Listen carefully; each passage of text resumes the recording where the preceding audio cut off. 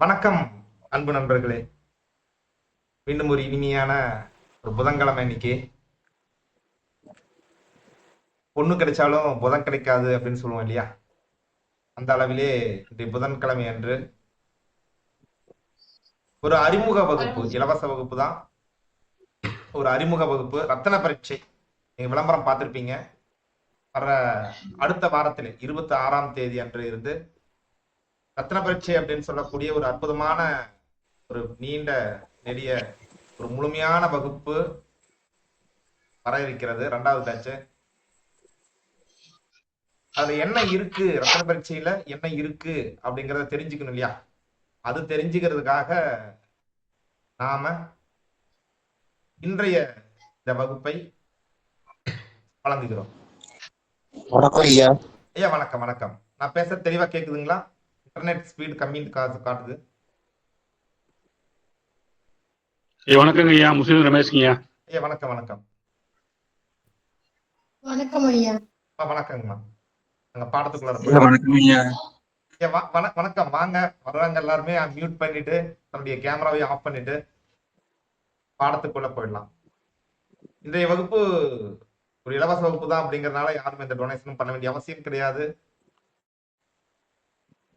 அதனால நம்ம வகுப்பை நல்லா கவனிக்கலாம். அறிமுக வகுப்பு அப்படிங்கறதுனால சும்மா கிளாஸ பத்தி ஏதாச்சும் சொல்லிட்டு போயிடுவாங்க அப்படிங்கிற மாதிரி நடக்க வேண்டாம். அந்த புராணங்கள், ரத்தன பரீட்சைக்கான அந்த புராணங்கள் எல்லாத்தையுமே இன்னைக்கு வகுப்புல நாம பார்க்க போகிறோம். அந்த வகுப்புல இருக்கக்கூடிய அதே கண்டென்ட் அப்படியே தான் இருக்கும். இதை பார்க்கலாம். முழுமையான விஷயத்துக்கு நம்ம வகுப்புல வாங்க அப்படின்னு சொல்லலாம். அது வேற முழுமை. இத என்ன கொடுக்கறோமோ அதை உருப்படியா கொடுத்தரலாம் அப்படிங்கிற அளவுல தான் இன்று அறிமுகம் என்று சொன்னாலும் ஒரு முதல் 2 பாடங்கள் இதுக்குள்ளார அடக்கம் அப்படின்னு சொல்லலாம். அந்த டெலிகிராம்ல வரக்கூடிய முழுமையான படத்துல ஒரு 2 பாடங்கள் இதனுள் அடக்கம் அப்படின்னு சொல்லலாம். ரத்ன பரீட்சை எனும் ராசிக்கல் தேர்வு, இது வந்து பாத்தீங்கன்னா ஒரு அறிமுக வகுப்பு. பொதுவாக உலகம் தோன்றிய நாள் முதலாகவே பல கோடி ஆண்டுகள் பூமிக்கடியிலே நவரத்னங்கள் தன்னைத்தானே உருவாக்கி கொண்டன. எப்படி நவரத்னங்கள் வந்துச்சு அப்படின்னு சொன்னா, பூமியில இருக்கக்கூடிய அந்த மண்ணுல அந்த பல்வேறு விதமான அந்த கெமிக்கல்ஸ்,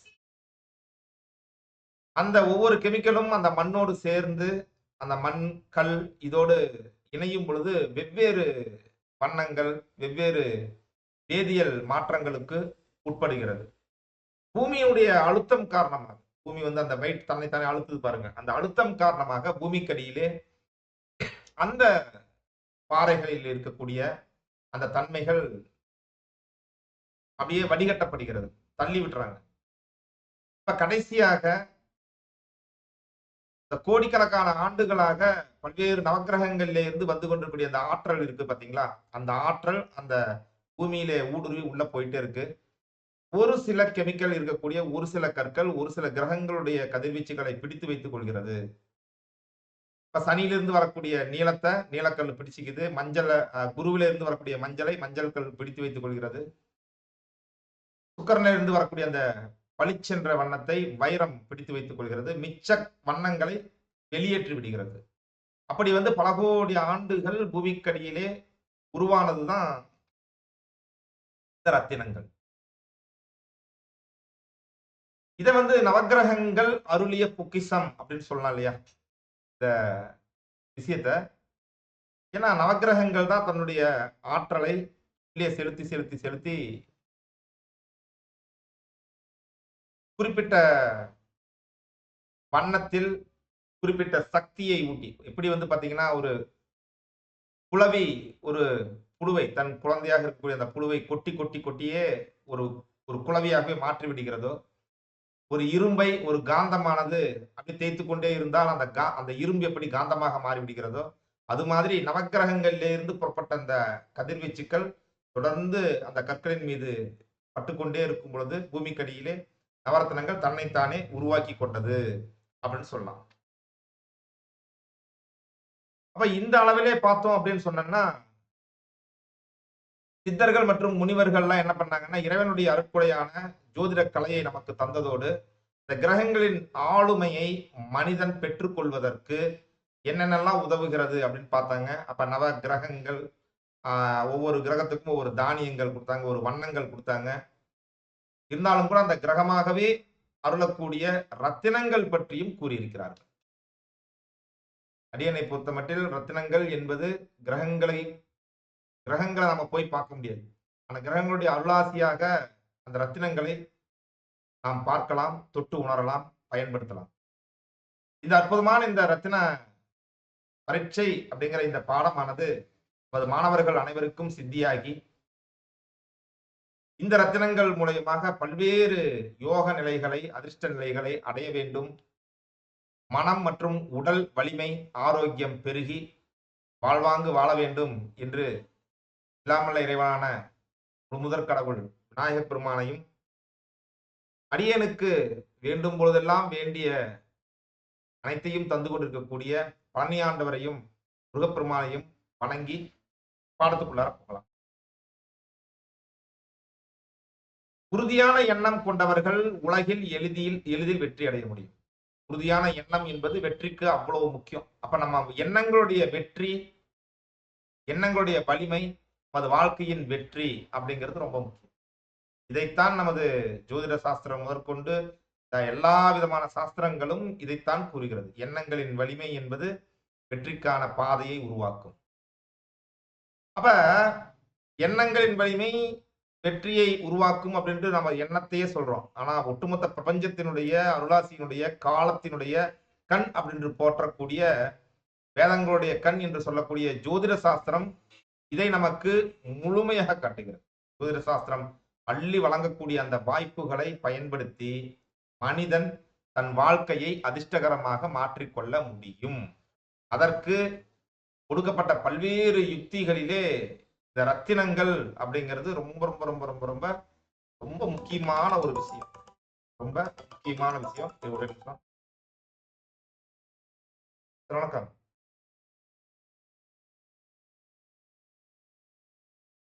ஓகே, தனியாக வாட்ஸ்அப் காலில் ஒருத்தர் வர்றாங்க. அவங்க என்ன இணைவதற்கு வர முடியவில்லை அப்படின்னு நினைக்கிறேன். லிங்க் கொடுத்தாச்சு, எல்லாம் ஓப்பன் லிங்க் தான், சேர்க்கறதுக்கு ஒன்றும் இல்லை. ஏன் திரும்ப கூப்பிடுறாங்கன்னு தெரியல. இருக்கட்டும். அப்ப ஒவ்வொரு நபரும் தன் வாழ்க்கையை வசந்தமாக்கி கொள்வதற்கு இந்த நவரத்னங்கள் பேருதவி புரிகிறது அப்படிங்கிறது நமக்கு தெரியுது இல்லைங்களா? நவரத்னங்கள் அப்படின்னா கலர் கலரா இருக்கிற கல் எல்லாமே நான் ரத்தினங்களா அப்படின்னு சொல்லும் போது கிடையாது. இந்த உலகிலே நூற்றுக்கணக்கான கற்கள் இருக்கிறது. சாதாரணமா பாத்தீங்கன்னா ஒரு சின்ன சின்ன கற்கள், கூழாங்கல் கூட ஒரு கலர்ல இருக்கு. இருந்தாலும் கூட அதுல சில வகையான கற்கள் மட்டும்தான் மக்களுக்கு நன்மையை கொடுக்கின்ற அளவில் இருக்கிறது அப்படிங்கிறத பெரியவங்க கண்டுபிடிச்சிருக்காங்க. அவைகளெல்லாம் நல்லது எப்படி கொடுக்குதுங்க? ஆற்றல் மிக்கவை. நவக்கிரகங்களுடைய ஆற்றலை உள்வாங்கிக் கொண்டவை. அந்த நல்ல அதிர்வலைகளை கொண்ட முதல்ல 84 வகையான கற்களை இப்ப இருக்கக்கூடிய அறிஞர்கள் எல்லாருமே கண்டுபிடிச்சிருக்காங்க. அதனுடைய வைப்ரேஷன், அதனுடைய ரசாயனத்தன்மை, வண்ணம் நமது எண்ணங்களை எப்படி மாற்றுகிறது, இது எல்லாம் ஆராய்ந்து நவீன அறிவியல்காரங்க வரைக்கும் பார்க்கும்போது 84 விதமான ராசி கற்களை அறிமுகப்படுத்தி இருக்கிறார்கள். அந்த 84மே ஒரே மாதிரியான சக்தி படைத்ததா என்றால் தன்னளவில் வெவ்வேறு சக்தி மிகுந்தது. அதில் நவக்கிரகங்களோடு நேரடியாக தொடர்பு கொண்டு நவக்கிரகங்களுடைய சக்தியை அள்ளித்தரக்கூடிய ரத்தினங்கள் மொத்தம் 9. அவை மதிப்பு மிகுந்ததாக இருக்கிறது. அது சுத்தமாக நல்லதாக கிடைக்கிறது. ரொம்ப ரேர், ரிஸ்க் அப்படிங்கிற அளவுல உயர்ந்த ஒரு ரத்தினமாக இருக்கிறது. அபூர்வமான ரத்தினமாக இருக்கிறது. அந்த ரத்தினங்களை தான் நவ ரத்தினங்கள் அப்படின்னு சொல்றோம்.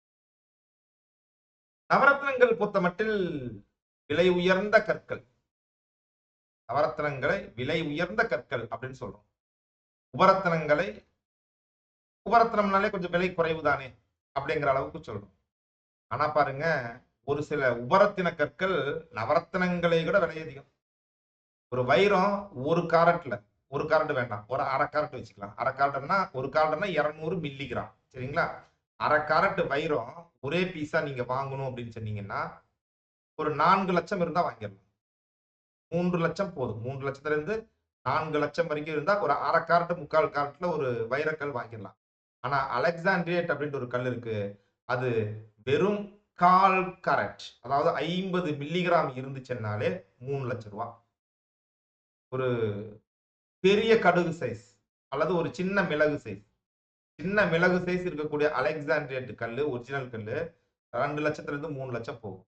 அப்ப ஆனா உபரத்தினங்களிலேயே கூட ஒரு சில கற்கள் நவரத்தினத்தை விட அதிக விலை இருக்கிறது அப்படின்னு நம்ம சொல்லலாம். சரிங்களா?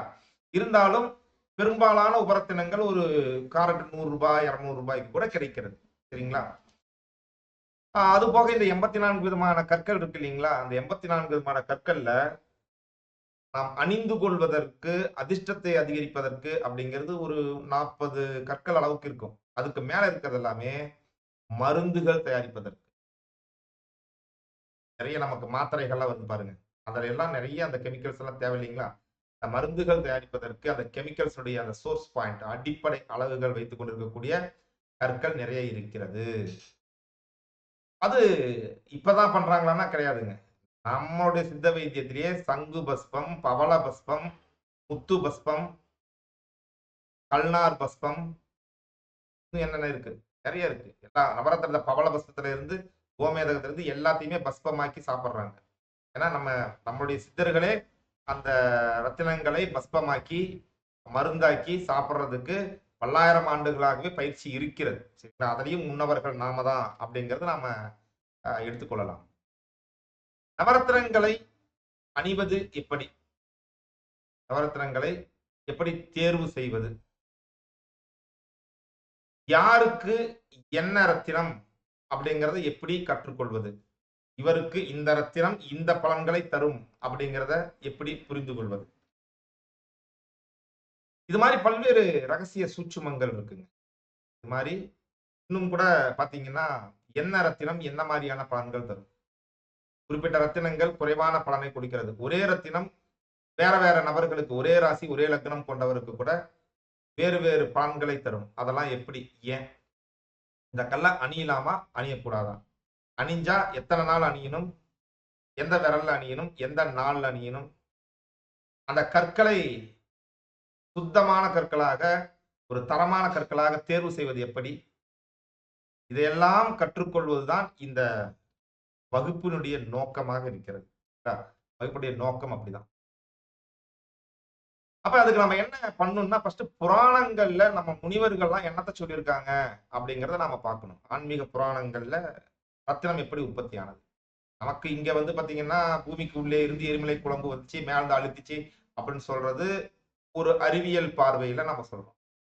அதெல்லாம் ஏன் அங்க வந்துச்சு அப்படிங்கிறதுக்கு அதற்கான ஒரு சில உவமைகளை வைத்துத்தான் இந்த புராண கதைகள்லாம் இருக்கும். அதெல்லாம் உள்ள பாத்தீங்கன்னா சயின்ஸ் நிறைய இருக்கும். அதை பத்தி பேசணும்னா வகுப்பு பெருசா போகும். வாய்ப்பு கிடைச்சுன்னா அந்த உதாரண கதைகளும் உவமை கதைகளும் அறிவியல் உண்மையும் அப்படிங்கிற மாதிரி சின்ன சின்ன வகுப்புகள்ல நாம சொல்லலாம். ஏன்னா இந்த பிரபஞ்ச உருவாக்கம், அந்த பூமி வந்து கடல்ல இருந்து வராகமூர்த்தி எடுத்து நிறுத்தது எல்லாத்துக்குள்ளாரும் சயின்ஸ் இருக்கு. வேதங்கள்ல சும்மா ஒண்ணும் இல்லை, எல்லாம் சயின்ஸ் தான். அதுல இருந்து ஒரு வரி சூரியன் 7 குதிரைகள் கொண்ட தேர்ல வர்றாரு அப்படிங்கிற ஒரு வரியை எடுத்து அந்த சூரிய கிரகணம் என்பது 7 வண்ணங்களால் வந்தது அப்படிங்கிறத நிரூபிச்சு ஒரு இந்தியாவை சேர்ந்த சி.வி. ராமனா சம்திங் அவங்க வந்து நோபல் பரிசு வாங்கியிருக்காங்க. அப்ப அது மாதிரி இன்னும் எத்தனை சூட்சுமங்கள் இருக்கு. ஒவ்வொரு சூட்சுமத்தையும் எடுத்து ஆய்வு செய்தால் ஒவ்வொரு நோபல் பரிசு கன்ஃபார்ம் இருக்கட்டும். ரத்தினங்கள் பூமியிலிருந்து கிடைப்பதால் பூமியை ரத்ன கர்ப்பை என்று சொல்லுவார். ரத்ன கர்ப்பை. அந்த ரத்ன கர்ப்பை பாத்தீங்கன்னா தன்னுடைய குழந்தைகள் அப்படிங்கன்னா அங்கிருந்து நிறைய உற்பத்தி மனிதர்கள் அவங்க இவங்க வருவாங்க இல்லையா? அதுல வஜ்ராசுரன் அப்படிங்கிற அசுரன் ஒருத்தர் தோன்றார்.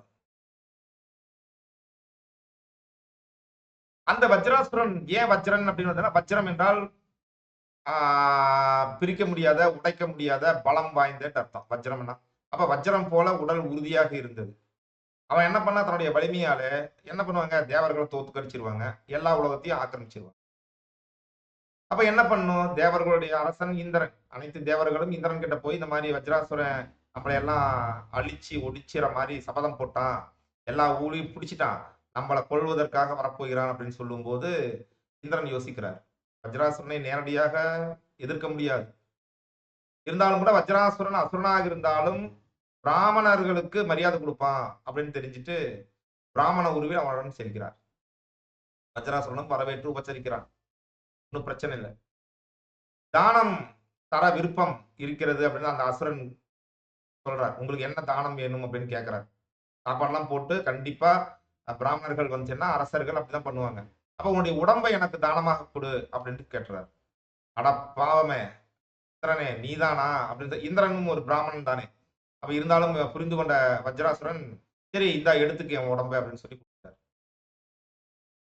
அப்ப வஜ்ராசுரன் எதிர்ப்பு இல்லாமல் இருக்கிறதுனாலே தனது வஜ்ராசுடைய அந்த உடம்ப வஜ்ராயுதம் என்று சொல்லக்கூடிய ஒரு ஆயுதத்தினால் இந்திரன் துண்டு துண்டா போடுறான். அப்ப வஜ்ராசுரனுடைய உடல் பூமியினுடைய பல பாகங்களில் விழுந்தது. விழக்கூடிய அந்த உடல் பாகங்கள் எல்லாமே பிரகாசமான ரத்தினங்களாக மாறியது. அவற்றை தேவர்கள், அரக்கர்கள், சித்தர்கள், யக்ஷர்கள், கிண்ணறர்கள், இன்னும் இருக்கக்கூடிய பல்வேறு தேவர்கள் எடுத்து சென்றார்கள். பெருசு பெருசா இருக்கிறது. பின்னாடி கொஞ்சம் அங்கிங்க மிச்சம் மீதி கொஞ்சம் இருக்கு இல்லையா, அதுதான் இப்ப மனிதர்களுக்கு கிடைக்கக்கூடிய ரத்தினங்கள்.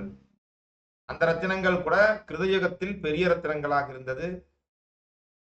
அடுத்து பாத்தீங்கன்னா சத்தியுகம் முதல்ல, அடுத்து கிருதயுகம், அடுத்து துவாபர யுகம், வந்து நம்ம கலியுகம் இப்ப இருக்கிறது. அந்த கலியுகத்துல ரொம்ப ரொம்ப சின்னதாச்சு. இப்ப சின்ன சின்ன பிட்டு பீஸுகளு போனது வந்தது, இதுதான் இத்து போனது, இந்த மாதிரி இருக்கிற ரத்தினங்கள் தான் அதிகமாக கிடைக்கிறது. அதனாலதான் அந்த ரத்தினங்கள் அவ்வளவு ரேர் பீஸ். இது புராண கதை. இது அகத்தியருடைய ரத்ன பரீட்சையிலே தெளிவாக குறிக்கப்பட்டிருக்கிறது. அதையெல்லாம் நம்ம பாடத்துல இன்னும் கொஞ்சம் விரிவாக பார்க்கலாம். பொதுவாக ரத்தினங்கள் பற்றி அறிந்தவன், ரத்தினங்களை சோதித்து தரம் பிரிக்க தெரிந்தவன் உலகில் பிரசித்தி யோகத்தை அடைவான். அடியெல்லாம் இந்த ரத்தின பரீட்சையை பற்றி புரிந்து கொள்வதற்காக நிறைய உழைத்திருக்கிறேன். குருநாதர் கிராமத்துல ரத்தினங்களை எல்லாம், நம்ம ஏரியா ரத்தன பூமிங்க, நாமக்கல் மாவட்டம் ஜேடர்பாளையம் அடியனுடைய கிராமம். காவிரி கரை ஓரத்திலே கொடுமுடிக்கு எதிர்கரையிலே 7 கிலோமீட்டர்ல இருக்கும் ஊஞ்சலூர். ரத்தினங்கள் பற்றி தெரிந்தவர்களுக்கெல்லாம் ஊஞ்சலூர், கொடுமுடி, கரூர்லாம் தெரிஞ்சிருக்கும். எல்லாம் நம்ம பக்கத்து ஊர் தான். அதுவும் முக்கியமாக நாம் இருக்கக்கூடிய அந்த ஏரியா, நிலாவுல இருக்கக்கூடிய மண்ணு தமிழ்நாட்டுல ஒரு இடத்துல கிடைக்குதுன்னு சொல்லியிருப்பாங்க இல்லையா, அது அடியனுடைய ஊருக்கு பக்கத்துல 5 கிலோமீட்டர் தான். சரிங்களா? நாமெல்லாம் குழந்தையெல்லாம் கூட்டு போய் பார்ப்போம். இந்த ஏரியாவில பல கனிம வளங்கள் இருக்கிறது, பிளாட்டினம் இருக்கிறது அப்படின்னு சொல்லி மத்திய அரசாங்கம் இங்கெல்லாம் ஆய்வெல்லாம் நடத்திட்டு இருந்தாங்க. பிளாட்டினம் பூமி, இங்கெல்லாம் நிறைய ராசி கற்கள் கிடைக்கும். அதையெல்லாம் பொறுக்கிட்டு அந்த காட்டுல ஆடு மேய்க்கிறவர்கள், மாடு மேய்ப்பவர்கள், கிணறு வெட்டுபவர்கள், இவர்களெல்லாம் அந்த அந்த கற்கள் கலர் கலரா கிடைச்சுன்னா வந்து நம்ம காரி ஜோசியர்கிட்ட தான் விற்பாங்க. அதெல்லாம் நாம எடுத்து பட்டை தீட்டி தரம் பிரித்து இந்த ரத்தினம் தான் என்று சொல்லி சோதித்து இதற்கு இவ்வளவு விலை அப்படின்னு நிர்ணயிக்கக்கூடிய அந்த ஆற்றலை அது குருநாதர் அவருடைய பரம்பரையா வச்சிருந்தாங்க. அதை அடியனுக்கு தந்திருக்கிறார்கள். அப்ப ரத்தினங்களுடைய குணம் தோஷம் பற்றி அறிந்து அதற்கு விலை இன்னதுதான் என்று நிர்ணயிப்பவன் அஸ்வமேத யாகம் செய்த புண்ணியத்தை காட்டிலும் அதிக புண்ணியம் அடைகிறான். அஸ்வமேத யாகம் பார்த்து எவ்வளவு கஷ்டம். ஆனா ஒரு நல்ல ரத்தினத்தை தேர்ந்தெடுத்து அதற்கு விலை இவ்வளவுதான் நிர்ணயிக்கணும். ஒரு மோசமான ரத்தினத்திற்கு அதிக விலை நிர்ணயிப்பதும், ஒரு நல்ல தரமான ரத்தினத்திற்கு ரொம்ப குறைஞ்ச அடிமாட்டு விலைக்கு கொடுக்கறத கொடுப்பா, எனக்கு ஒரு 50 கிடைச்சா போதும், 100 கிடைச்சா போதும் அப்படின்ட்டு விற்கிறாங்க பாத்தீங்களா, அதெல்லாம் பாவம். குணம் குற்றம் அறியாமல் ரத்தனத்தின் விலையை நிர்ணயிப்பது குற்றம் என்று அகத்தியர் சொல்றார். அந்த குற்றத்தை இழைத்தால் உயர்ந்த மலை மீது இடி விழுவது போல போதிய அறிவில்லாத இவனும் தலை மீது இடி விழும்பாது ஒரு கஷ்டங்கள் வந்துடும் அப்படின்ட்டு அகத்தியர் வந்து கூறுகிறார். ஸ்மிருதி சாரோத்தாரம் அப்படிங்கிற அந்த புத்தகத்துல சொல்றார். ஆனா அது உண்மை. நான் இந்த அகத்தியர் இப்படி சொல்லுகிறார் என்பதை ஒரு 7-8 ஆண்டுகளுக்கு முன்புதான் அறிந்தேன். ஆனா சின்ன வயசுல இருந்து நான் பார்த்த வரைக்கும் 1000 ஜோதிடர்கள் இருப்பார்கள். உலகத்துல 1000 ஜோதிடர்கள் இருப்பார்கள். ஆனால் ரத்தினங்களை தொடர்ந்து விற்று கொண்டிருக்கக்கூடிய ஜோதிடர்கள் மிக குறை. நான் 25 ஆண்டுகளாக விற்றுக் கொண்டிருக்கிறேன். என்னுடைய 22வது வயதிலே இருந்து இன்னைக்கு 47ஆம் வயது வரைக்கும் ரத்தினங்கள் விற்றுக் கொண்டிருக்கிறேன். காரணம், ஒண்ணும் ஆகல. ஆரம்ப கட்டத்துல பல பிரச்சனைகள்.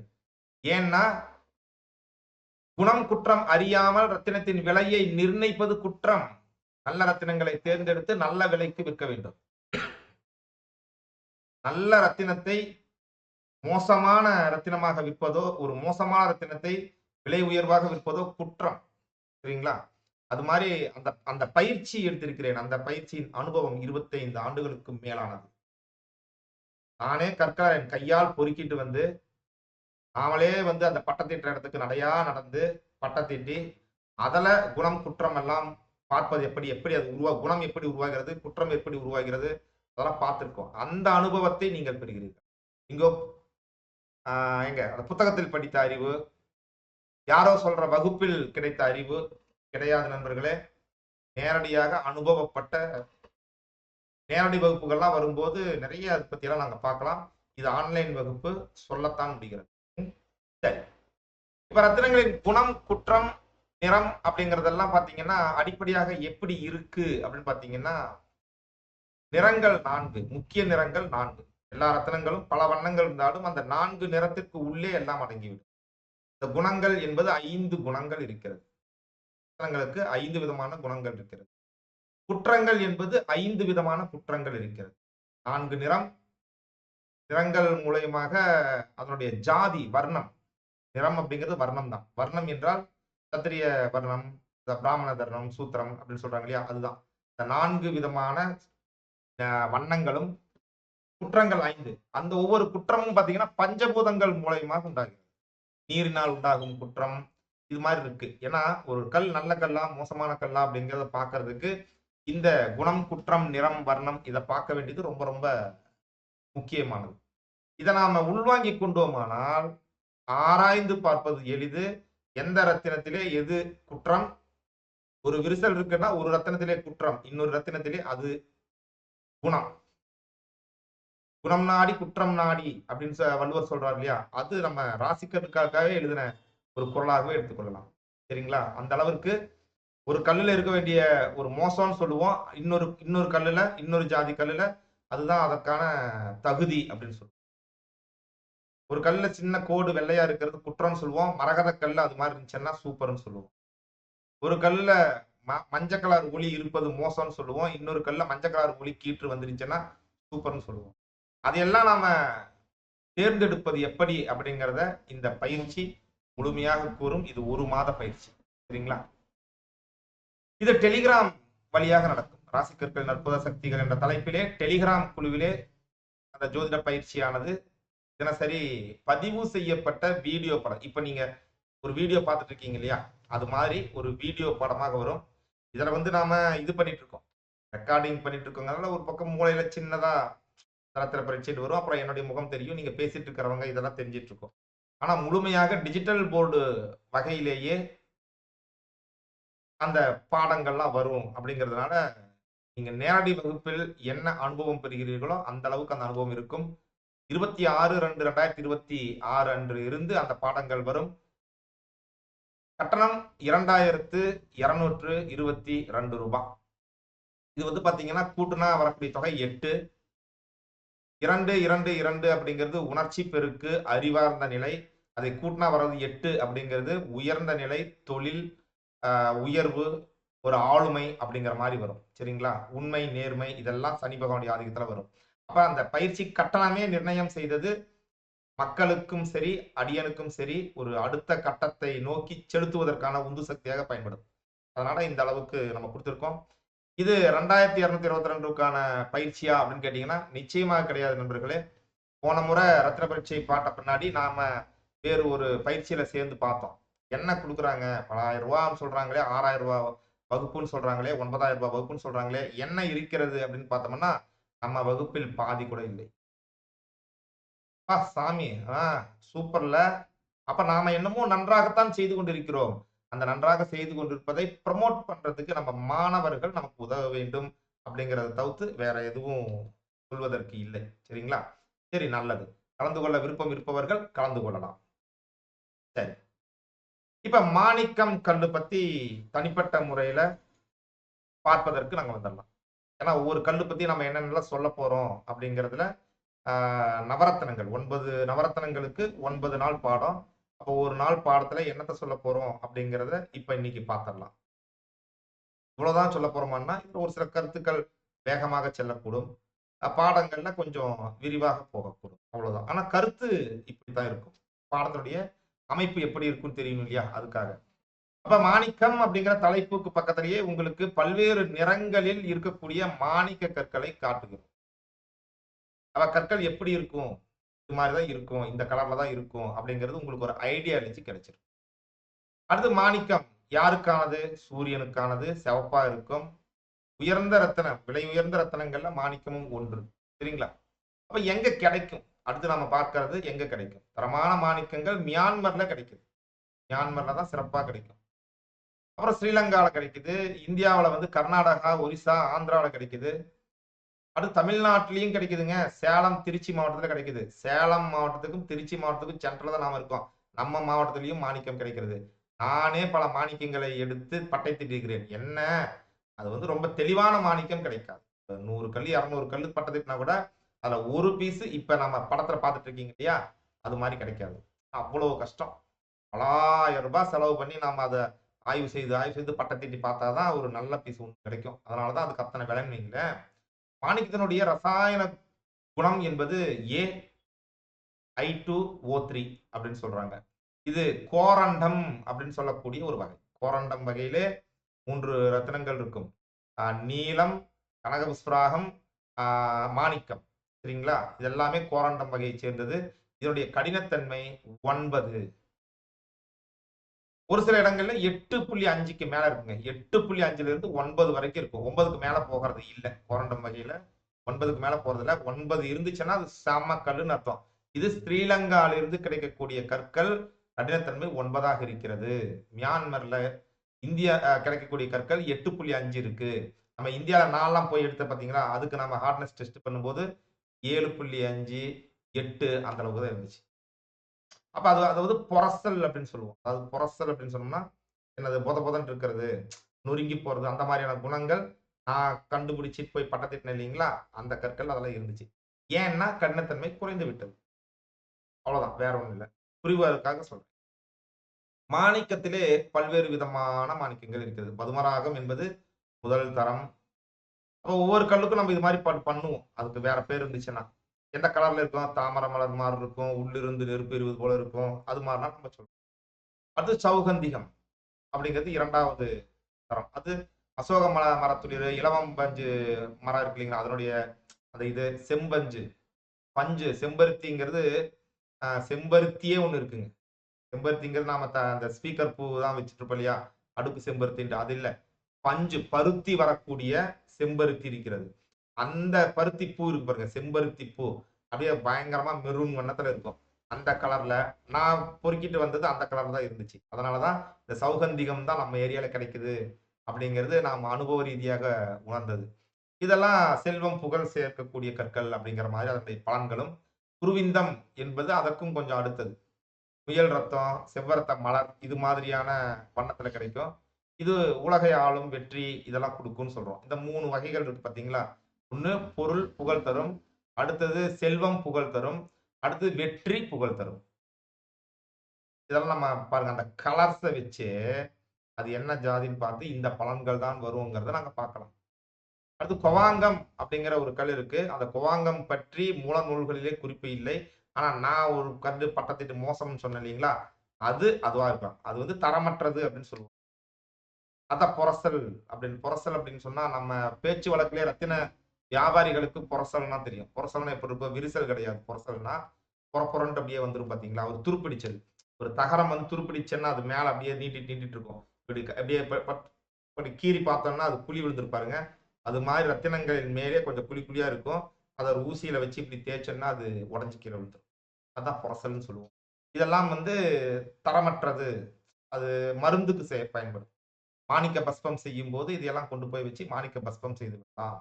அப்புறம் மாணிக்கத்த மாலையா பண்றது, வேற ஏதாச்சும் ஒரு கலைப்பொருட்கள் செய்வது, அது மாரி பண்ணோம்னா இத பண்ணிக்கலாம். அப்படின்ட்டு பெரியவங்க சொல்லுவாங்க. இது மாரி மாணிக்கம் வகைகள் மாரி நவரத்தினங்களுக்கும் நிறைய கற்களுக்கு அந்த வகைகள் இருக்கிறது. அதையெல்லாம் நம்ம தனித்தனியா பார்ப்போம். மாணிக்கத்தினுடைய குணம் குற்றம். அடுத்தது எல்லா ரத்தினங்களுக்கும் பொதுதான். மாணிக்கத்துடைய குணம் குற்றம். குணம் அப்படின்னு சொன்னா அழகான சிகப்பு நிறம், மாசுமறு இல்லாத நிறம். அதே மாரி இருவித நிறம் கொண்டது, மணல் ஒத்தியது இதெல்லாம் வந்து குற்றங்கள். குணம் வந்து அழகா இருக்கணும். மாசுமறு இருக்கக்கூடாது. குற்றம் என்ன புரசல்ன்னு சொன்னேன் இல்லையா? அது இருக்கிறது. பால் மாதிரி இருக்கிறது. இதே பால் படிந்தது போன்றவை அப்படிங்கிறது மாணிக்க கல்லுல குற்றம். இது மாணிக்க கல்லுல குற்றம். அதே பச்சை கல்லுல அது குற்றம் கிடையாது. சரிங்களா? சிகப்பு இல்லாத வேறு நிறம் கலந்திருந்தால் மாணிக்க கல்லுல குற்றம். அதே நீலக்கல்ல குற்றம் கிடையாது. இது மாதிரி பாருங்களேன் எவ்வளவு விஷயங்கள் இருக்கு. இப்ப கரடுமுரடான ஓரங்கள், பட்டத்திட்டும் போது அது உடைஞ்சி கரடுமுரடா இருக்கிறது. அதெல்லாம் இதனுடைய குற்றங்கள் ஆகும். இப்ப குற்றமுள்ள மாணிக்கத்தை அணிஞ்சா என்ன ஆகும்? நமது சாஸ்திரங்கள் சொல்லியிருக்கிறது. ஐம்பெரும் காப்பியங்களிலே சிலப்பதிகாரம். சிலப்பதிகாரத்திலே மாணிக்க பரல்கள். கண்ணகி அணிந்திருந்தது மாணிக்க பரல்கள்.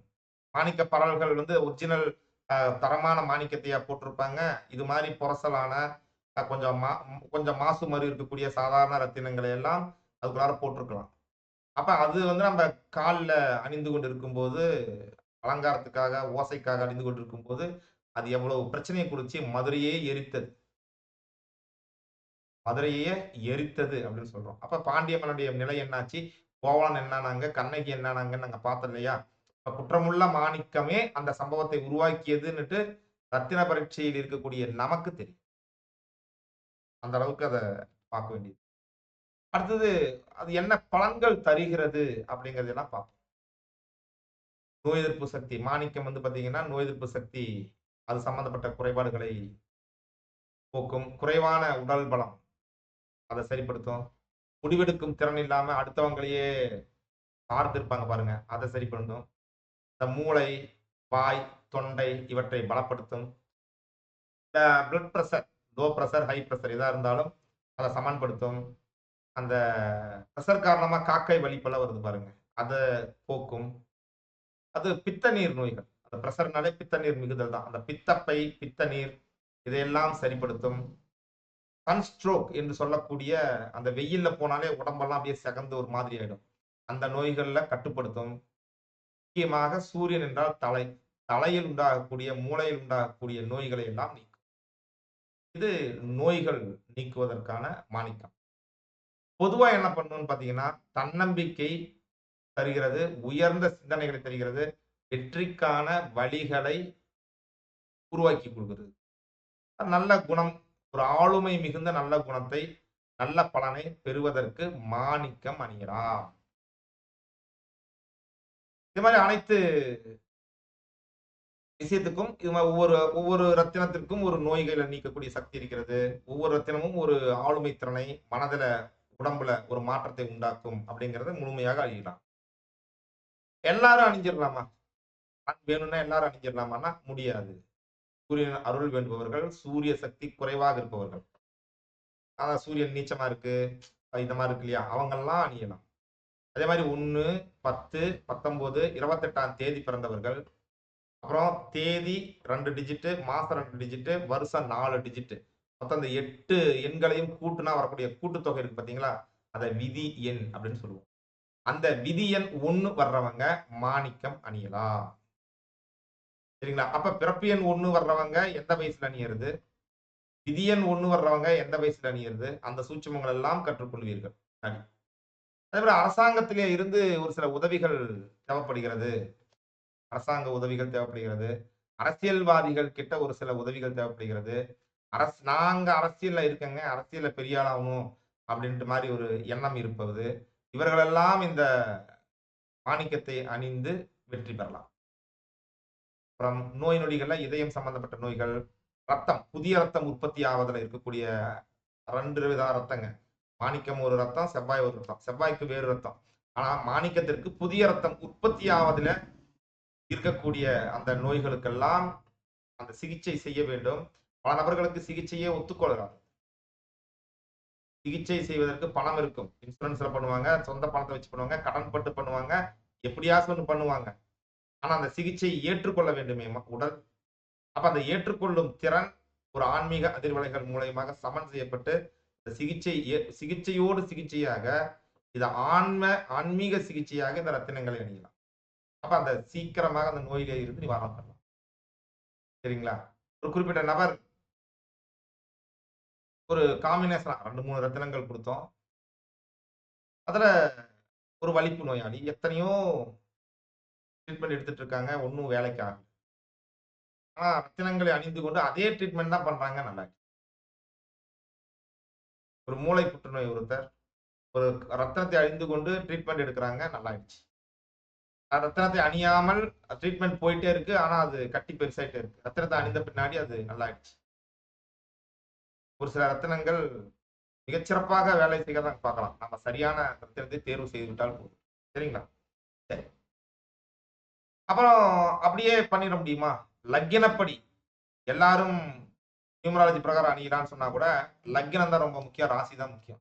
எல்லா ராசியினரும் எல்லா லக்கினத்திலும் அணிய முடியுமா? முடியாது. அப்ப லக்கினப்படி யார் மாணிக்கம் அணியலாம்?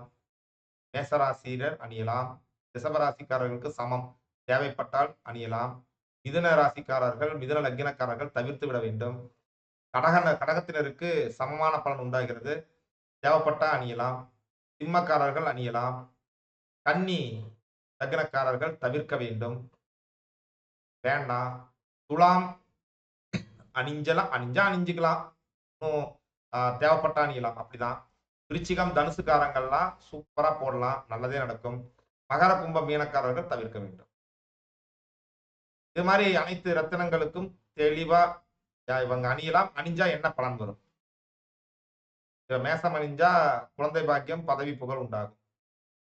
சிம்மம் அணிஞ்சா நோய் தீரும், எதிர்ப்பு அகலும், நிர்வாகத்திறன் மேம்படும். தனுசுக்காரங்களுக்கு குரு மற்றும் தந்தை வர்க்கத்தால் நன்மை உண்டாகும். உபதேசங்கள் இதெல்லாம் குரு உபதேசம் இதெல்லாம் கிடைக்கும். இப்ப இது மாதிரி ஒரு பலன் இருக்கு பாருங்க. அதே மாதிரி இங்க தவிர்க்கவும் அப்படிங்கிற இடத்துலயும் தேவைப்பட்டால் புத்தி சமயத்துல தீயதை தவிர்ப்பதற்காக அணிய வேண்டும். தீயதை தவிர்க்க ரத்தினம் அணிவது ஒரு முறை. நல்லவைகளை அதிகரிக்க அதிர்ஷ்ட ரத்தினமாக அணிவது ஒரு முறை.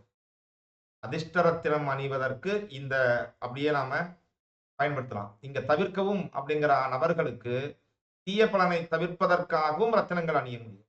அதனுடைய ட்ரிக் என்ன, இந்த மாதிரி அதை அணிய போறோம், இதையெல்லாம் வகுப்புல நீங்க முழுமையாக கற்றுக்கொள்வீங்க. இப்ப ரத்தின பரீட்சை இந்த பயிற்சி 26ஆம் தேதி தொடங்குகிறது அப்படிங்கிற இந்த தகவலோடு இந்த ஒரு அற்புதமான வகுப்பை ஒரு 35 நிமிடங்கள் தான் போயிருக்கோம். வேகமா முடிச்சுட்டாங்களே அப்படிங்கிற மாதிரி நினைக்க வேண்டாம். இது மாதிரி 9 கிரகங்களுக்கும் தனித்தனியாக இருக்கும். ஜோதிட ரீதியாக எப்படி அப்படிங்கிறது இருக்கும். அதே மாதிரி உபரத்தினங்கள் நமக்கு இங்க புழக்கத்தில் இருக்கக்கூடிய முக்கியமான உபரத்தினங்கள் 10க்கும் மேற்பட்ட உபரத்தினங்கள் பற்றிய விரிவான தகவல்கள் வரும். அதே மாதிரி நோய் நீக்கும் ரத்தினங்கள் அப்படிங்கிற ஒரு பகுதியில ஒரு நோய் போட்டிருப்போம். அந்த நோய்க்காக என்ன ரத்தினங்கள் அணியலாம், எத்தனை எடையில் அணிய வேண்டும், அதை பற்றிய குறிப்புகள் எல்லாமே நீங்க தெரிஞ்சுக்க போறீங்க. லக்கினம்கள் சிறப்பா, ராசிக்கள் சிறப்பா, ஜாதக ரீதியாக கிரக அமைப்புகளை எப்படி ஆக்டிவேட் பண்றது, இதை பற்றி நம்ம விரிவாக கற்றுக்கொள்ள இருக்கிறோம். ஒரு ரத்தினம் அணிகின்றோம். அந்த அணியக்கூடிய அந்த ரத்தினம் வேறு எந்தெந்த பாவங்களை இயக்கும்? ஒரு லக்னங்க நாங்க ஏதோ ஒரு கல் அணிஞ்சிடறோம். அந்த ரத்தினம் வேறு எந்தெந்த பாவங்களின் மூலயமாக தன்னை வெளிப்படுத்தும்? அந்த சூட்சுமங்கள் எங்கும் கிடைக்காத சூட்சுமங்கள். அடியேன் அதை பயன்படுத்தி வெற்றிகரமாக அனைத்து நபர்களும் பயன்படுத்தியிருக்கிறேன். நான் பாத்தீங்கன்னா ஒரு ராசிக்கல் கொடுக்கும்போது உங்களுக்கு லட்சம் கொட்டும், கோடி ரூபாய் குப்பையில கிடைக்கும், எடுத்துட்டு வந்துருவீங்க. ஏன்னா நான் சின்ன வயசா இருக்கும்போது ஒரு விளம்பரம் பார்த்திருக்கேன். ஒரு 3 இன்சியல் கொண்ட SJR சம்திங் ஏதோ ஒரு ஜுவல்லரி ஷாப்பு சென்னைன்ட்டு விளம்பரம் வரும். ராஜ் டிவியில வரும் அந்த விளம்பரம். சின்ன குழந்தையா இருக்கும்போது அவங்க போயிட்டு ஒரு மோதிரம் போட்டு வருவாங்க. போட்டு அப்படியே ரோட்ல நடந்து போகும்போதே திடீர்னு ஒருத்தன் ஒரு ஒரு சூட்கேஸ் நிறைய பணத்தை வச்சு கீழே போட்டு போயிடுவான். உடனே இவங்க அந்த சூட்கேஸை எடுத்துட்டு வந்து, நான் ராசிக்கல் போட்டேன், எனக்கு சூட்கேஸ் நிறைய பணம் கிடைத்து விட்டது. அது ஒரு அபத்தமான விளம்பரம் தான். இருந்தாலும் அப்படிலாம் ஒரு விளம்பரம் வந்துச்சு. அது மாதிரி நீங்க உடனடியாக அடுத்தவன் சொத்தை ஆட்டையை போட்டு கோடீஸ்வரன் ஆகலாம் அப்படிங்கிற மாதிரிலாம் சொல்ல முடியாதுங்க. சொல்ல மாட்டேன். இப்ப நாம எப்படி அதெல்லாம் சொல்லுவோம்னா, சும்மா ஒரு ராசிக்கல் குடுக்குறோம், அதிர்ஷ்டக்கல் குடுக்குறோம். இப்ப நம்ம கிட்ட பரிந்துரைக்கு வர்றவங்கலாம் பார்த்தீங்கன்னா, மேச ராசி. நீங்க பவளம் போட்டுக்கங்கம்பாங்க. மேச ராசிக்கு பவளம் போட்டால் என்ன நடக்கும்? விருச்சிக ராசிக்கு பவளம் போட்டால் என்ன நடக்கும்? தெரியுமா? தெரிஞ்சிட்டு சொல்லு. ரத்தினங்களுடைய செயல்பாடுகள், குணங்கள் பற்றி, தேர்வுகள் பற்றி தெரியாமல் அதை பரிந்துரைப்பதே குற்றம். சரிங்களா? அதனால தான் ஒரு 1000 ஜோதிடர் இருந்தாலும், அதில் ஒரு ஜோதிடர் தான் ரத்தினங்களை பரிந்துரைக்கும் ஜோதிடராக இருக்கிறார். இப்ப நாம இந்த இடத்துல ஒரு 30 பேர், 25 பேர் இருக்கோம். இந்த 25 பேர்ல எத்தன பேர் ரத்தினத்தை பரிந்துரை செய்கிறோம்? ரத்தினத்தை பரிந்துரை செய்வதற்கான தைரியம் நம்மிடம் இருக்கிறதா? அப்படின்னு கேட்டோம்னா, ஆரம்ப நிலையில் இருப்பவர்கள், கிரகங்களை பற்றி பெரிதாக அலட்டிக் கொள்ளாத நபர்கள், சயின்டிஃபிக்கா தான் நான் சொல்லுவேன், கணிதம் தான் ஜோதிடம் அப்படின்னு சொல்லக்கூடிய நபர்கள், இதையெல்லாம் பரிந்துரை செய்வார்கள். ஆனால் பாருங்கள், உண்மையிலேயே ஜோதிடம் கணிதம் மட்டுமல்ல, தெய்வ அருளாசியும் கூட. அப்ப தெய்வத்தினுடைய சக்தியை அந்த ராசி கற்களையே கிரகங்களாக பார்க்கும் தன்மை கொண்ட ஜோதிடர்கள் ராசி கற்கள் பரிந்துரைக்க முன் வருவதில்லை. அதுல பல்வேறு சிக்கல்கள் இருக்குத அவங்க உணர்ந்திருப்பார்கள். அந்த சிக்கல்களை எல்லாம் நீக்கிக் கொள்வதற்கு தைரியமாக இவருக்கு இந்த பிரச்சனைக்கு இந்த கல் தான், இந்த கல்லு போட்டோம்னா இந்த விவரம் தான் வரும், அதுக்கு மேல இன்னொரு பலன் நடக்காது, இவருக்கு இந்த பலன்கள் உங்களுக்கு இப்ப ஒரு கல்லு நான் கொடுக்குறேன்னு வைங்களேன், உங்களுக்கு மன நிம்மதியை தவிர்த்து ஒண்ணும் வராதுங்க. இந்த கல்லு போட்டீங்கன்னா குழப்பமா இருக்கிற நீங்க மன நிம்மதியோடு இருப்பீங்க. அதுக்கு மேல ஒண்ணுமே நடக்காது.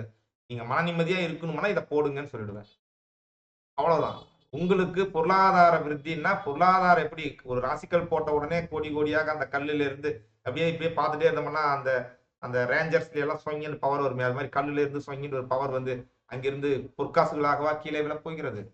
இல்ல. ஆனால் அந்த பொற்காசுகளுக்கு நிகரான செல்வத்தை எப்படி பெறுவது? எப்படி சம்பாதிப்பது? அப்படிங்கிற ஐடியா அந்த ஐடியா இந்த கற்களினுடைய அலைவரிசை நமது உடலில் இருக்கக்கூடிய அலைவரிசைகளை மாற்றி அமைத்து நமக்கு தந்துவிடும். அந்த உள்ளுணர்வை பெருக்கிவிடும். அதன் வழி நாம் நடந்தால் நிச்சயமாக மிகப்பெரிய அதிர்ஷ்டசாலியாக மாறிவிட முடியும். ஜாதகம் அனுமதித்தால். நமது பிறப்புல நம்ம ஜாதகத்துல இந்த பலனை கொடுக்க முடியும் இந்த கிரகத்தினால். ஆனால் ஏதோ ஒரு காரணத்தினால் தராமல் இருக்கிறது என்று இருக்கும்போது, அந்த ரத்தினத்தை அந்த இடத்துல போடும்போது, அந்த கிரகம் அதை கொடுத்து விடுகிறது. சரிங்களா? நல்ல ரத்தினம் அமைவது ரொம்ப கஷ்டம். நான் ஒரு இப்ப எனக்கு மரகதம் போடணுங்க. மரகதம் போடணும். ஃபர்ஸ்ட் ஒரு மரகதம் போட்டு, அ சும்மா கிடையாதுங்க. ரூ. 25,000 இப்பங்க 6 வருஷத்துக்கு முன்னாடியே ரூ. 25,000 போட்டு மரகதத்த போட்டு கல்ல போடுறேன். கல்லு கடகடன்னு ஆடிட்டு இருந்துச்சு. டக்குன்னு பார்த்தா கல்ல கொண்டு போய் குடுக்குறேன். இன்னொரு முறை சரி பண்ணி குடுங்கன்ட்டு கல்லு காணோம். நான் குடுத்த ஆசாரிகிட்டயாங்க போய் 25,000 கேட்க முடியும்? சரி, அது நாங்க போட முடியல. அதுக்கு பதிலாக இது போடலாம். ஆஸ்திரேலியன் ஓப்பல் கல் போடலாம் அப்படின்னு சொல்லிட்டு ஒரு 7, 8,000 மதிப்புல ஒரு ஓப்பல் கல்லு போடுறேன். அந்த கல்லு வாங்கி போட்டோம்னா டூப்ளிகேட். எனக்கு சந்தேகம். டூப்ளிகேட். இல்ல எனக்கு நல்லா தெரியும். ஓப்பல் வந்து வெளிநாடு கல்லு. நான் இங்க பார்த்தது கிடையாது. அப்புறம் அதுக்கு பின்னாடி தான் வந்து இல்ல இது டூப்ளிகேட்ன்னு சொல்லிட்டு, நீ பணமே குடுக்காத இந்தா நீயே வச்சுக்கன்னு மோதிரத்தோட அனுப்பிட்டு, இப்ப வேறு ஒரு சரியான நபர்கிட்ட ஓப்பல் வந்து ஒரு டீல்ல போயிட்டு இருக்கு. ஆனா அந்த ஓப்பல் ஒரு கார்ட் 4,000, 3,500, 4,000. ஒரு 5 கார்டு வாங்குனா கூட எவ்வளவு ஆச்சுங்க? கைனாங்க 20, 22,000 ஆயிடும் இல்லையா? அதிர்ஷ்ட கற்களை போடுவதற்கே கொஞ்சம் இது வேணும். சரிங்களா? மத்தபடி பார்த்தீங்கன்னா, ஒரு பரிந்துரை செய்வதிலே நமக்கு திறன் மிகுந்து விட்டது என்றால், இறைவனுடைய குழந்தைகளாக நம்மை கிரகங்கள் எடுத்துக்கொள்ளும். சரிங்களா? நாம அடுத்தவங்களுக்கு எவ்வளவு தெளிவாக உதவுகிறோமோ, அவ்வளவுக்கு அவ்வளவு தெளிவான ஆசிகள் இறைவனால் நமக்கு வழங்கப்படும் அப்படிங்கிறத அடியேன் உணர்ந்திருக்கிறேன். அந்த வகையில இந்த ரத்தின பரீட்சை வந்து பார்த்தீங்கன்னா, முதல் முறையாக பாடம் வரும்போது, பழைய மாணவர்கள் இங்க இருக்கீங்களான்னு தெரியல. இருந்தா உங்களுக்கு தெரிஞ்சிருக்கும். வாழ்க்கையில சரியான அடிபட்டேன். பாடத்த உருவாக்கவே முடியல. 2 மாசம் தங்கடிச்சிருச்சு. அப்புறம் திரும்பவும் இறைவன் கிட்ட போய் வேண்டி, இரும்பி, இது மாரி கலைகளை வெளியே தராமலேயே அப்படியே போய்விடவா? அப்படின்னு சொல்லி இறைஞ்சி வேண்டி, அப்புறம் ஒரு சில அபிஷேக பூஜைகள்லாம் செஞ்சு, அப்புறம் நான் என்னை வலிமைப்படுத்திக் கொண்டு, ஒரு சில ரகசியங்களை மறைத்து, ஒரு சில ரகசியங்களை உள்ள விட்டு, அதை முறைப்படுத்தி, அப்புறம் ஒரு சீட்டு எழுதி குடுத்து, அப்புறம் இறைவனிடம் அனுமதி வாங்கிட்டு நான் பண்றேன். எல்லாம் கரெக்ட்டா முடிஞ்சிருச்சு. அந்த அளவுக்கு பார்த்தீங்கன்னா, இந்த ரத்தின பரீட்சை என்பது மிக உயர்ந்தது. ஏனென்றால், இதை சரியாக கற்றுக்கொண்டவர்கள் அஸ்வமேத யாகம் செய்த அளவிற்கு பலனை, புண்ணியத்தை அடைவார்கள். அப்படிங்கிறதுனாலே, இந்த சாஸ்திரத்தை அனைவரும் கற்று தேர்ந்து, ஒரு ஜோதிட பணியை சிறப்பாக ஆற்ற வேண்டும். தன்னை நம்பி வரக்கூடிய அந்த வாடிக்கையாளர்களுக்கெல்லாம் சிறந்த கற்களை தேர்வு செய்து தர வேண்டும் என்ற அந்த ஒரு அற்புதமான வாய்ப்பை பெற்றுக்கொள்ளுமாறு அன்போடு அழைத்து, இன்றைய இந்த வகுப்பை நிறைவு செய்கிறேன். சந்தேகங்கள் இருந்தால் கேட்கலாம்.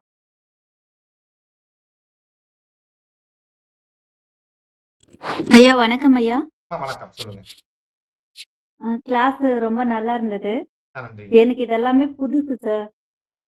உங்க கிளாஸ் அடிக்கடி பாப்பேன். ஆல்ரெடி நான் ஓல்ட் அதாவது ஸ்டூடண்ட். பழனி ஏதோ ஒரு ஆண்டவர் சிலர் அஸ்ட்ரோ நோட்டிபிகேஷன் அகாடமி தரக்கூடிய ம். அனைத்து வகுப்புகளும் புதுமை, இனிமை, பலம் பொருந்திய வலிமை. அப்படிதான் இருக்கும். கண்டிப்பா சார். ரொம்ப தேங்க்ஸ் இந்த கிளாஸ் இன்னைக்கு எனக்கு கொடுத்ததுக்கு ஒரு சின்ன தெளிவு கிடைச்சது. நன்றி, நன்றி. சார் இதுல வந்து இப்ப நம்ம ராசிய பார்த்து நம்ம ரத்னக்கல்ல போடணுமா? இல்ல லக்னத்த பார்த்து ரத்தினக்கல்ல போடணுமா சார்? இரண்டையுமே பார்க்கணுங்க. எதுக்கு, எதை பார்க்கணும் அப்படிங்கிறத அந்த வகுப்புல நம்ம சொல்லப் போறோம். அது ஒரு லைன்ல பார்க்கணுமா, லக்னத்தை ஓ. பார்த்து கொடுக்கணும்னு சொல்லணும். ஆனா ராசி ஏன் ராசிக்கல்னு ஏன் சொல்றோம்? அதுக்கெல்லாம் விளக்கம் வேணும்ல. அதெல்லாம் வகுப்புல நம்ம விரிவா கண்டிப்பா. கற்றுக்கொள்வோம். Okay sir. Okay. Thank you so much sir. லக்னமே பிரதானம். லக்னமின்றி தேங்க் யூ அமையாது சார். ஜாதகம். Thank you sir. Thank you sir. நல்லது, நல்லது நண்பர்களே. இந்த வகுப்புல ஏதாவது சந்தேகம் இருந்தா கேளுங்க. அதே மாதிரி நம்ம 888 இந்த குழுவுல இருந்து வரக்கூடிய நபர்களுக்கு அந்த கட்டணம் வந்து பாத்தீங்கன்னா, சலுகை கட்டணம் அறிவிக்கப்பட்டிருக்கிறது. அதையும் நீங்கள் பயன்படுத்திக் கொள்ளலாம். இந்த சலுகை கட்டணம் கட்டுபவர்களுக்கும் நிச்சயமாக ஒரு உபரத்தினக்கல் 3 காரட் மதிப்புடைய உபரத்தினக்கல் எமித்திஸ்டாக இருக்கலாம். எமித்திஸ்ட் என்று சொல்லக்கூடிய சர்வரோக ரட்சினி அப்படின்னு சொல்லலாம். அது அற்புதமான ஒரு கல். அந்த கற்கள் வந்து ஹோல்சேலா கேட்டிருக்கேன். அது ஹோல்சேலா வரும்போது நிச்சயமாக கொடுக்கலாம். அதன் மூலியமாக நீங்க எனக்கு கொடுக்குற தொகை முழுவதும் நான் ஒரு பெரும்பாலும் நான் 70% வரை கூட நான் செலவு செய்ய மாதிரி வரும். 2000 ரூபாய் கொடுத்தா கூட அதுல ஒரு 300, 400, 500 ரூபாய்க்கு மேல எனக்கு நிக்காது அப்படிங்கிற அளவுல தான் இருக்கும். இருக்கட்டுமே.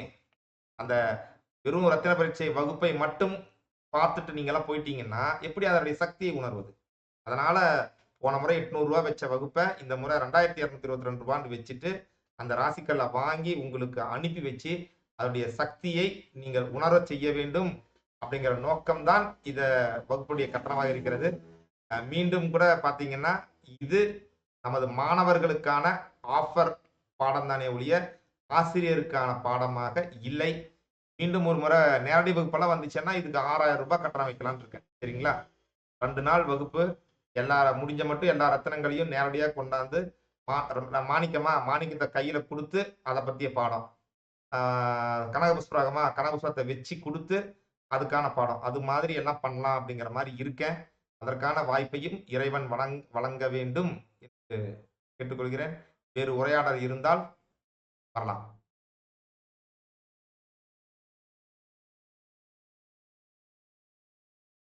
நல்லது. சார் இப்ப நீங்க சொன்ன சொல்லுங்க. இப்ப சொன்ன ஸ்டோன் வந்து எல்லாருமே யூஸ் பண்ணலாமா சார் காமனா? அது யூஸ் பண்ண முடியாது. யார் யூஸ் பண்ணலாங்கிறது நான் உங்களுக்கு சொல்லியிருக்கேனே. ஓகே. இல்ல நீங்க சார் இப்போ கவனிக்கலையா? எமிஷன் சொல்லிட்டு ஒண்ணு நீங்க கவனிக்கலையா? ஸ்டூடண்ட்ஸ்க்கு கிஃப்ட். இந்த இல்ல வகுப்பை சார். கூட நாம நாளைக்கு இப்படி பண்ணலாமா? இப்ப வந்து நீங்க இலவசமா கலந்துக்கிட்டீங்க. இதோட வீடியோ ரெக்கார்டிங் வேணும்னா நீங்க 50 ரூபாய் கட்டணும், 100 ரூபாய் கட்டணும்னு வச்சிடலாமா? அப்படி வச்சுட்டோம்னா எனக்கும் கொஞ்சம் உதவிகரமாக இருக்கும். வேணும்னா பாக்குறவங்களுக்கும் கொஞ்சம் வசதிகரமாக இருக்கும். நல்லது. இன்னைக்கு நான் சொல்லிட்டேங்களே, ஓகே. எல்லாருமே போட முடியாது.